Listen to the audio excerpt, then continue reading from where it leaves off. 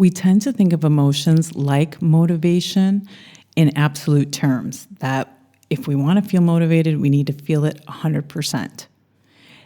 And in order to take action in something in your life, to change a behavior, whatever it is you want to do, you actually only need 2% of that motivation to take that action. Welcome to the Bear in Mind Podcast, episode 139. A podcast that breaks it down so you can break the cycle for good. Now, your host, Tara Rama, but you can call her T.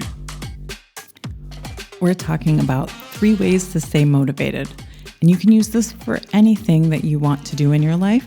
And if you're just coming off the previous episode on 4 simple steps to stop yelling, this will also apply to keep going with all 4 steps so that you can stop yelling for good. So the first one is really important, is do you want this change? Do you want to change this behavior? And I ask that, and sometimes it seems like, well, obviously I want to change this behavior because I said that a lot, obviously. It's important to check in, do you really want it? Not that somebody requested that from you. So let's say your partner requested that you stop yelling. And it's not something that you really want to do. You think yelling is necessary, or yelling is just the way you kind of are.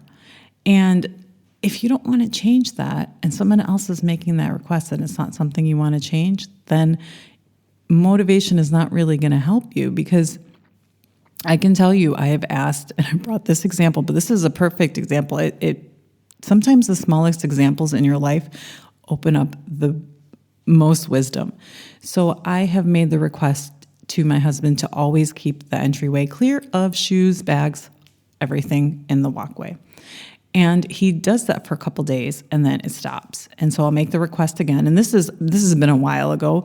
I've stopped making the request because he doesn't want to, or he doesn't want to focus his energy in making that behavioral change. He is used to just dumping the stuff, putting his shoes wherever when he comes in, and that's the way it is. And he doesn't want to, even though he might be telling himself, oh, I need to do this, right? Even I need to is a trick. It's not that you want to. I need to do this because my wife asked me that. I should. Those are all the things. I've talked about those before. I should. And you don't really want to because he likes putting the stuff there. And I can tell that because I've lived with him for a really long time. And I made that request in several different ways. Yes, and that includes yelling. And that also includes making a suggestion. And now I just move the stuff. Now I just put it away. And you really need to check if this behavioral change is something that you want and it's not coming from a request from somebody else. And you're not doing it because of some should or imaginary obligation. Almost all obligations are imaginary because even though somebody is making a request or maybe trying to get us to do something, we can still decide that for ourselves if we really want to do that. So that is going to be the biggest hurdle. If you really want to stop yelling, if you really want to make any sort of change in your life, start doing something, stop doing something, is ask if you want it, regardless of what your mother, usually it's your mother, it's my mother, your partner, family, whatever they think, do you want to change this about yourself? And the second way is when you go about that change and you start to implement it and you start to take action. For example, if you start to do the 4 steps to stop yelling, you want to start exercising, start eating a different way. When you go to take that action and it's there, in that moment, motivation will not be there. And I cannot tell you how relieved I felt when somebody shared this with me. I think it was when I was getting coaches that we don't feel motivated in the moment because it's in that instant and the brain loves to do things for our survival in the moment. So in the moment, it's not thinking about our future self. Because of course it would be better for our future self to go exercise, for our future relationships to stop yelling. But the brain is not thinking about the future. You will train it to think about the future and know that, especially when you're starting something, it might take a while to get that motivation. It usually won't be there in the beginning.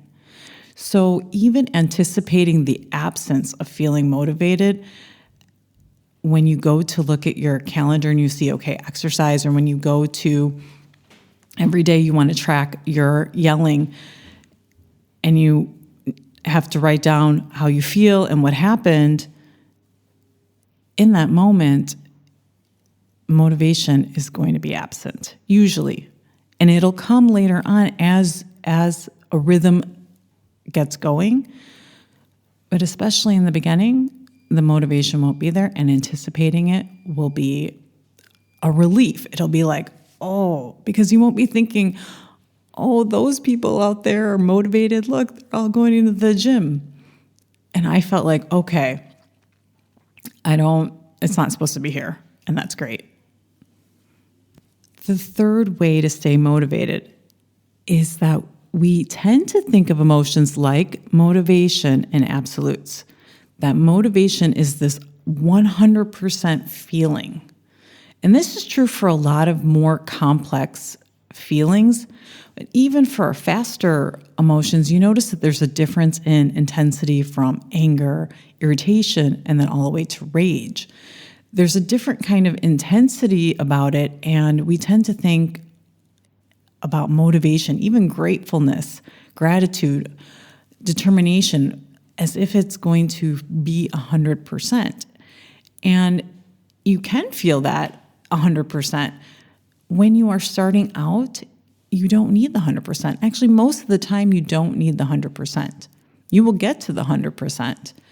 When you need to take action, you're wanting to take action in that moment, know that the feeling that you want to generate in yourself is not that 100%, okay, I'm going to do it, because that's where a lot of that motivation is I'm going to get this done.